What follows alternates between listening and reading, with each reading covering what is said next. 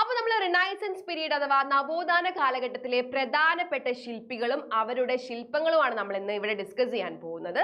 അപ്പോൾ നവോത്ഥാന കാലഘട്ടത്തിൽ പ്രധാനപ്പെട്ട രണ്ട് സ്കൾപ്റ്റേഴ്സ് ആയിരുന്നു ഉണ്ടായിരുന്നത്. അതാണ് ഡൊണാറ്റെലോയും അതുപോലെ തന്നെ മൈക്കൽ ആഞ്ചലോയും. ഓക്കെ, ഇനി ഇവരുടെ വർക്ക്സിന്റെ ഫീച്ചേഴ്സ് എന്ന് പറയുമ്പോൾ അഥവാ സവിശേഷതകൾ എന്ന് പറയുന്ന സമയത്ത് ഫസ്റ്റ് വൺ ആയ ഡൊണാറ്റെലോന്റെ കേസ് എടുക്കുന്ന സമയം he liberated the art of sculptors from the medieval gothic style. അപ്പോൾ ഗോതിക് സ്റ്റൈൽ ഇൻഫ്ലുവൻസ് ഉള്ള സ്കൾപ്റ്റേഴ്സ് ആയിരുന്നു ആര് കൂടുതലായിട്ടും സ്കൾപ്ചേഴ്സ് ആയിരുന്നു ആര് കൂടുതലായിട്ട് ഉണ്ടാക്കിയിരിക്കുന്നത് ഡൊണാറ്റെലോ ഉണ്ടാക്കിയിരുന്നത്. Okay, and also gave his work greater power and individuality. ഇനി പ്രധാനപ്പെട്ട ശില്പങ്ങൾ എന്ന് പറയുന്ന സമയത്ത് ഏതൊക്കെയാണ്? ദാവീദും അതുപോലെ തന്നെ ഗതാമലാത്തയുമായിരുന്നു ആര് ഡൊണാറ്റെലോയുടെ ഫേമസ് ആയ രണ്ട് ശില്പങ്ങൾ എന്ന് പറയുന്ന സമയത്ത്. ഓക്കെ, ഇനി സെക്കൻഡ് വൺ ആയ മൈക്കൽ ആഞ്ചലോന്റെ കേസ് എടുക്കുന്ന സമയത്ത് മൈക്കൽ ആഞ്ചലോന്റെ വർക്ക്സിന്റെ പ്രത്യേകത എന്ന് പറയുമ്പോൾ depicted gods in human forms. Okay, and also deviate from the traditional ancient Greco-Roman style. Okay, ഇനി ഫേമസ് ആയ രണ്ട് പ്രധാനപ്പെട്ട ശില്പങ്ങൾ എന്ന് പറയുന്ന സമയത്ത് എന്താണ്? പിയാത്തയും അതുപോലെ തന്നെ ദാവീദുമായിരുന്നു. അപ്പൊ നിങ്ങൾ ഇവിടെ ഓർത്തു വെക്കേണ്ട രണ്ട് കാര്യം എന്ന് പറയുന്നത് ഡൊണാറ്റെലോയ്ക്കും